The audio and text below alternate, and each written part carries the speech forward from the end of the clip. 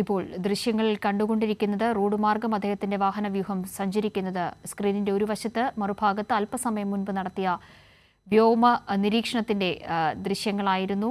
Chief secretary കാര്യങ്ങൾ അദ്ദേഹത്തിന് ഈ മേഖലയിൽ കൂടി സഞ്ചരിക്കുമ്പോൾ വിശദീകരിച്ച് നൽകിയിട്ടുണ്ട്. ഇന്ന് നടക്കുന്ന അവലോകന യോഗത്തിലും ആ നിലയ്ക്ക് എന്താണ് യഥാർത്ഥത്തിൽ ഈ പ്രദേശത്ത് ഉണ്ടായ ദുരന്തത്തിന്റെ ഒരു തീവ്രത എന്നത് ഏറ്റവും കൃത്യമായ രേഖകളുടെ അടിസ്ഥാനത്തിൽ തന്നെ അദ്ദേഹത്തെ ബോധ്യപ്പെടുത്തും. അങ്ങനെ നോക്കുമ്പോൾ ഇന്നത്തെ അവലോകന യോഗത്തിനാണ് ഏറ്റവും വലിയ പ്രാധാന്യമുള്ളത്. ആ യോഗത്തിലായിരിക്കാം ഒരുപക്ഷെ പ്രധാനമന്ത്രി വയനാടിനെ സംബന്ധിച്ചുള്ള തീരുമാനങ്ങൾ, സാമ്പത്തിക പാക്കേജ് അടക്കമുള്ള നിർണായക തീരുമാനങ്ങൾ കൈക്കൊള്ളുക. അനൂപിലേക്ക് പോവുകയാണ്. അനൂപ്, ക്യാമ്പ്, ഒപ്പം തന്നെ ആശുപത്രി, ഈ ദുരന്തബാധിത മേഖലകളിൽ ചൂരൽമല, ബെയിലി പാലം അടക്കമുള്ള പ്രദേശങ്ങളിലേക്ക് അല്പസമയത്തിനകം പ്രധാനമന്ത്രി എത്തിച്ചേരുകയാണ്. വലിയ പ്രതീക്ഷയോടുകൂടി നാടൊന്നാകെ ഉറ്റുനോക്കുകയല്ലേ?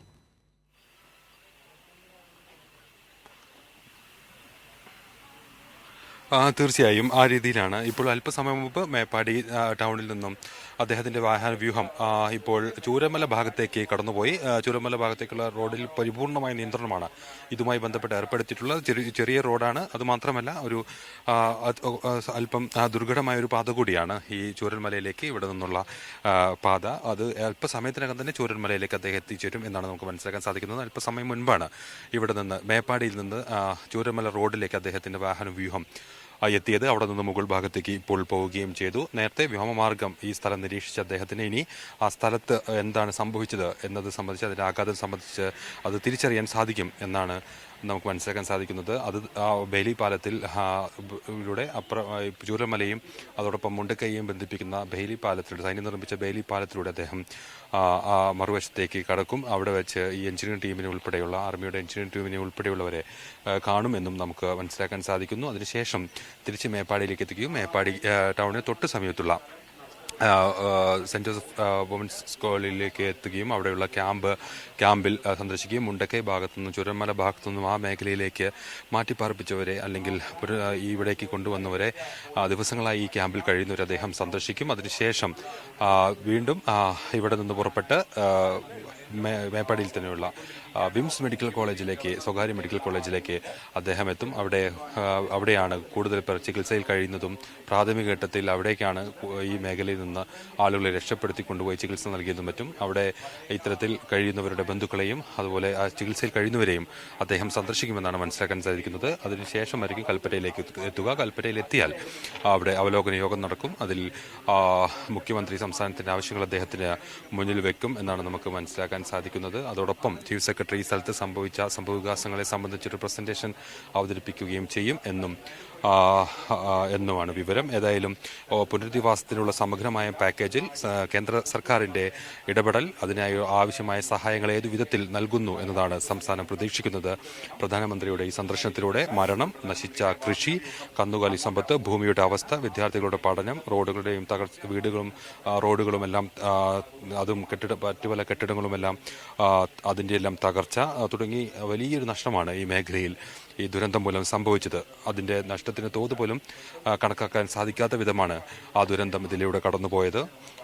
ഈ രണ്ട് മേഖലകൾ, മുണ്ടക്കൈ, ചൂരമല, അതുപോലെ പുഞ്ചിരിമറ്റം തുടങ്ങിയ 3 വാർഡുകൾ ഉൾപ്പെടെയുള്ള സ്ഥലങ്ങൾ ഉള്ള ആളുകൾ അവിടെ നിന്ന് എല്ലാം നഷ്ടപ്പെട്ട് ക്യാമ്പുകളിലേക്ക് എത്തിയവരെല്ലാം തന്നെ പ്രധാനമന്ത്രിയുടെ ഒരു സന്ദർശനത്തിൽ പ്രതീക്ഷ വയ്ക്കുന്നത് എന്ത് തരം സഹായമാണ് തങ്ങൾക്ക് കേന്ദ്ര സർക്കാർ മുഖേന സംസ്ഥാന സർക്കാരിന് പിന്തുണയായി ലഭിക്കുക എന്നുള്ളതാണ്.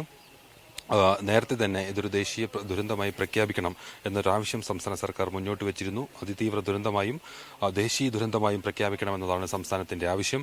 എന്നാൽ അതിന്മേലുള്ളൊരു തീരുമാനം സർക്കാരിൻ്റെ ഭാഗത്തുനിന്നുണ്ടായിട്ടില്ല. അത് വൈകുകയുമാണ്.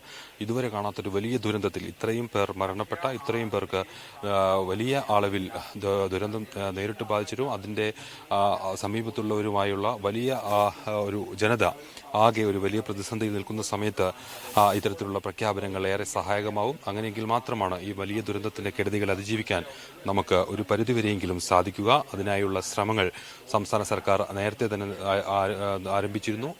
കേന്ദ്ര സർക്കാരോട് അത് ആവശ്യപ്പെടുകയും ചെയ്തിരുന്നു. കഴിഞ്ഞ ദിവസം വയനാട്ടിലെത്തിയ കേന്ദ്ര സംഘത്തോട് തന്നെ ഇക്കാര്യം സംബന്ധിച്ചുള്ളൊരു പൂർണ്ണമായ ഒരു നിർദ്ദേശം വിശദീകരണം സംസ്ഥാന സർക്കാരിൻ്റെ ഭാഗത്ത് നൽകുകയുമുണ്ടായി.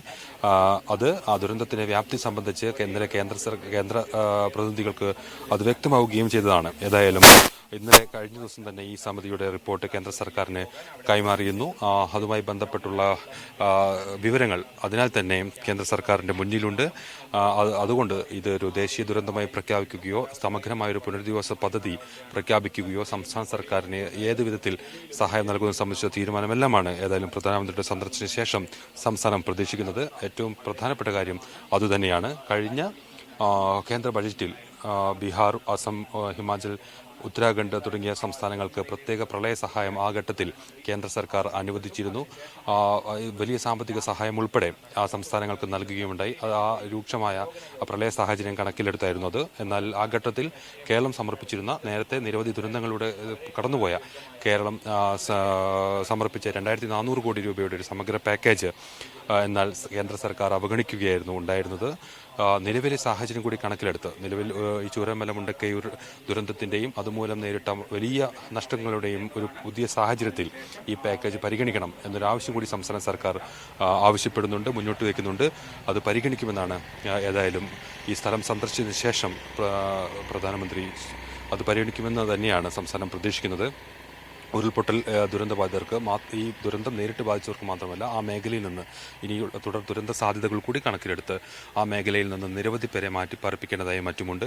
അവരുടെ പുനരധിവാസം കേവലാർത്ഥത്തിൽ മാത്രമല്ല അതിന്റെ ഉപജീവന മാർഗം ഉൾപ്പെടെ ഉറപ്പുവരുത്തിക്കൊണ്ട് കൂടിയായിരിക്കണം ആ പദ്ധതി, പുനരധിവാസ പദ്ധതി നടപ്പാക്കേണ്ടത്. അത് വളരെ പ്രധാനപ്പെട്ടതാണ്.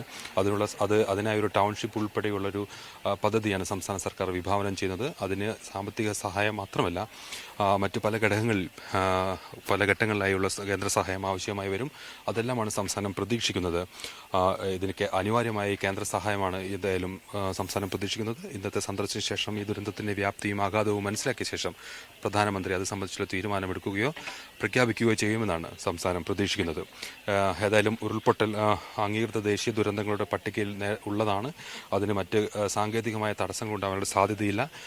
അത് സാധ്യവുമാണ്. ആ നിലയിൽ ആ കാര്യങ്ങൾ ഉണ്ട് എന്നിരിക്കെ ദേശീയ ദുരന്തമായി പ്രഖ്യാപിക്കാനുള്ള തീരുമാനമാണ് വൈകുന്നത്. സാങ്കേതിക കാരണങ്ങൾക്ക് പുറമെ അത്തരത്തിലുള്ള സാധ്യതകൾ കൂടി ഇതിന് ആവശ്യമാണ്. കൂടുതൽ സഹായങ്ങളും അതുമായി ബന്ധപ്പെട്ട പരിഗണനയുമെല്ലാം ലഭിക്കണമെങ്കിൽ ആ തരത്തിലുള്ള ഇടപെടൽ മാർഗങ്ങൾ കൂടി തേടേണ്ടതുണ്ട്. അതിനാണ് ഈ കേന്ദ്ര ശരി അനൂപിലേക്ക് എത്താം. തുടരുക. എന്തായാലും ഈ ദുരന്തം പൂർണ്ണമായും ഇല്ലാതാക്കിയ കുറേയധികം ഗ്രാമങ്ങളുണ്ട്, വലിയൊരു ജനസമൂഹമുണ്ട്. അതിൻ്റെയൊക്കെ ബാക്കിയായി ഇതിനെ അതിജീവിച്ച് മുന്നോട്ട് പോകാൻ ആഗ്രഹിക്കുന്ന ഒരു പറ്റം മനുഷ്യരുണ്ട്. അവരെയൊക്കെയും ജീവിതത്തിലേക്ക് കൈപിടിച്ചുയർത്തണമെങ്കിൽ അവരുടെയൊക്കെ പുനരധിവാസം സാധ്യമാകണമെങ്കിൽ ഇന്ന് പ്രധാനമന്ത്രിയുടെ സന്ദർശനത്തിലൂടെ ലഭിക്കാൻ പോകുന്നത് എന്താണ് എന്ന വലിയ പ്രതീക്ഷ അത് കേരളത്തിനുണ്ട്, പ്രത്യേകിച്ച് വയനാടിനുണ്ട്. പ്രത്യേക പാക്കേജ് അടക്കമുള്ള കാര്യങ്ങളിൽ എന്താണ് തീരുമാനമെന്നതും കാത്തിരിക്കുകയാണ് ഒരു ജനസമൂഹം ഒന്നാകെ.